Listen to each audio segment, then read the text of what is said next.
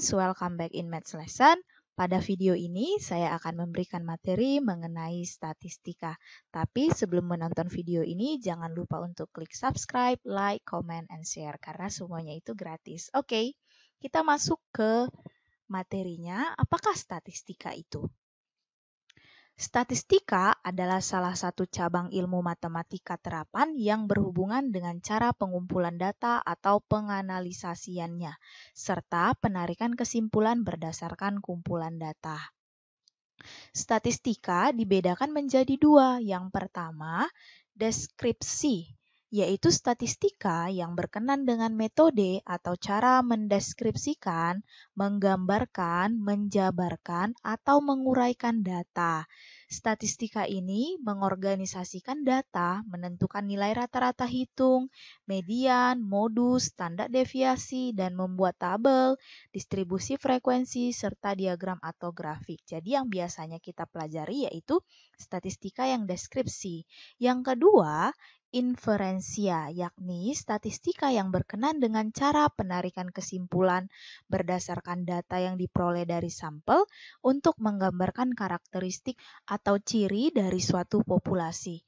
Dilakukan pengujian hipotesa dan pendugaan mengenai karakteristik dari suatu populasi, seperti mean dan standar deviasi.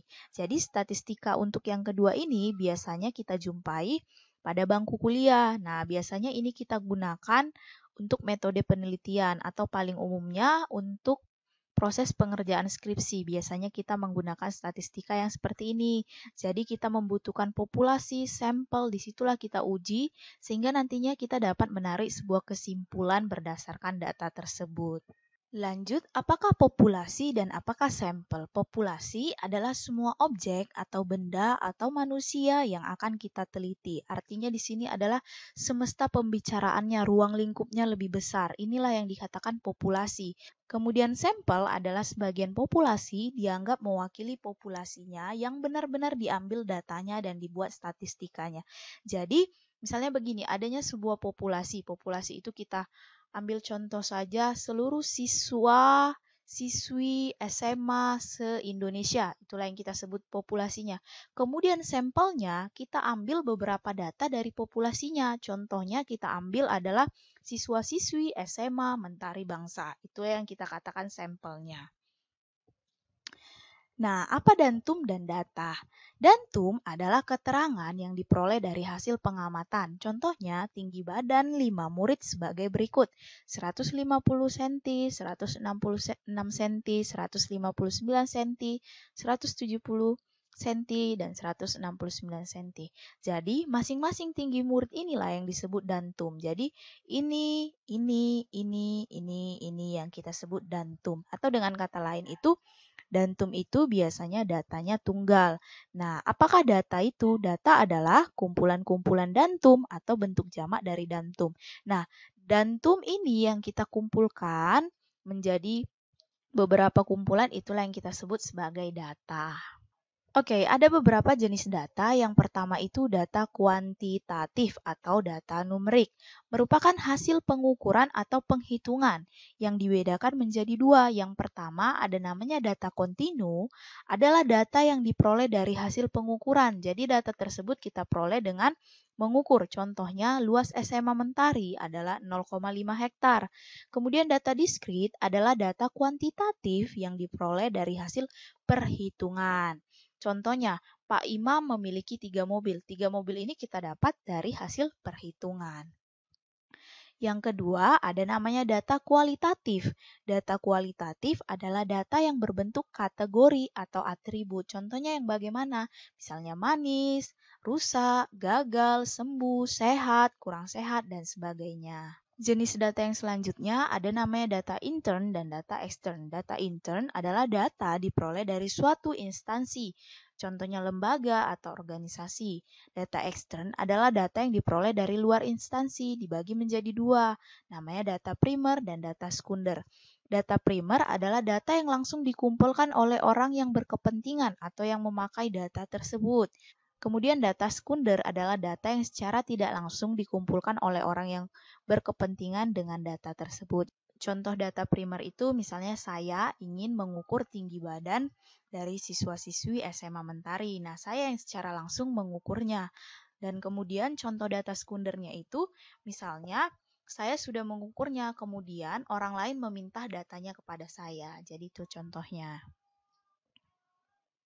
Nah, seperti yang sudah kalian pelajari, mungkin pada tingkat SMP juga kalian sudah mempelajarinya, ada beberapa jenis penyajian data. Yang pertama itu bisa menggunakan diagram garis, kedua bisa menggunakan diagram batang, yang ketiga diagram lingkaran, dan yang keempat adalah diagram batang daun. Untuk kali ini saya akan menjelaskan mengenai diagram garis. Diagram garis merupakan diagram yang digunakan terutama untuk mewakili data yang diambil secara berkala dari waktu ke waktu selama interval waktu tertentu. Diingat ya, secara umum diagram garis sering digunakan untuk melihat perubahan atau pertumbuhan sesuatu secara berkelanjutan. Jadi biasanya diagram garis ini digunakan untuk melihat sebuah perubahan di mana adanya misalnya pertumbuhan yang berkelanjutan dari waktu ke waktu. Misalnya data berat badan dan tinggi badan yang dapat diukur setiap waktu. Data seperti inilah disebut data kontinu. Jadi diagram garis ini biasanya disebut juga sebagai data kontinu. Pada diagram garis juga menggunakan sumbu mendatar dan sumbu tegak. Keduanya saling berpotongan secara tegak lurus. Biasanya sumbu mendatar menunjukkan sebagai hasil dari lama waktu pengamatan dan sumbu tegak menunjukkan hasil dari pengamatan yang dilakukan. Pasangan nilai yang ada pada sumbu mendatar dan sumbu tegak dibuat dengan sebuah titik, seperti titik yang dipakai pada diagram Kartesius. Selanjutnya, titik-titik tersebut dihubungkan satu persatu hingga membentuk sebuah diagram. Nah, bagaimana sih langkah-langkah dalam membuat diagram garis? Yang pertama, membuat garis horizontal atau mendatar. Kemudian, garis horizontal biasanya digunakan untuk waktu. Yang kedua, membuat garis vertikal atau juga dengan sumbu tegak. Yang selanjutnya, buatlah titik-titik pasangan antara umur dan berat badan. Jadi, misalnya ada contoh tersebut kita ingin membuat sebuah diagram garis yang diketahui dari data umur dan berat badan. Jadi, kita buatlah titik-titik pasangan antara umur dan berat badannya. Kemudian yang keempat, hubungkan titik-titik tersebut sehingga membentuk sebuah garis. Nah, biar kalian lebih paham lagi, kita lihat ke contohnya. Diberikan tabel berat badan seorang bayi yang dipantau sejak lahir sampai berumur 9 bulan. Inilah tabelnya dimulai dari umur 0, kemudian berat badannya sampai umurnya 9 bulan. Pertanyaannya adalah, buatlah diagram garisnya. Nah, inilah diagram garisnya. Seperti langkah-langkah yang sudah saya jelaskan sebelumnya, yaitu buatlah garis horizontal dan garis tegak. Nah, garis horizontal ini biasanya kurun waktunya, yaitu umur di sini kita buat, dan garis tegaknya di sini adalah berat badannya yang dalam kilogram. Kemudian dari pasangan umur dan berat badan tadi, kita hubungkan titik-titik ini. Nah, dari titik-titik inilah kita tarik garisnya, sehingga nantinya berbentuk garis. Nah, inilah yang disebut sebagai diagram garis. Nah, pertanyaan kedua, pada umur berapa bulan berat badannya menurun? Kita lihat pada diagram garis ini, pada umur berapa bulan dia menurun. Nah, ternyata kita lihat yang menurun ini adalah umur 8 sampai 9 bulan. Kenapa? Karena dari sini kita lihat dia terus menaik. Pas di sini dia menurun. Kemudian yang ketiga, pada umur berapa bulan berat badannya tetap. Nah, kalau kita lihat, ada dia rentan bulan tertentu yang berat badannya tetap atau tidak naik.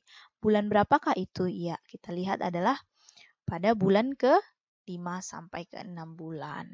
Untuk penyajian data selanjutnya akan saya lanjut ke video berikutnya. Oke, sekian materi kita hari ini. Saya harap kalian bisa memahaminya. Jangan lupa untuk klik subscribe, like, comment, and share. Thank you for watching and goodbye.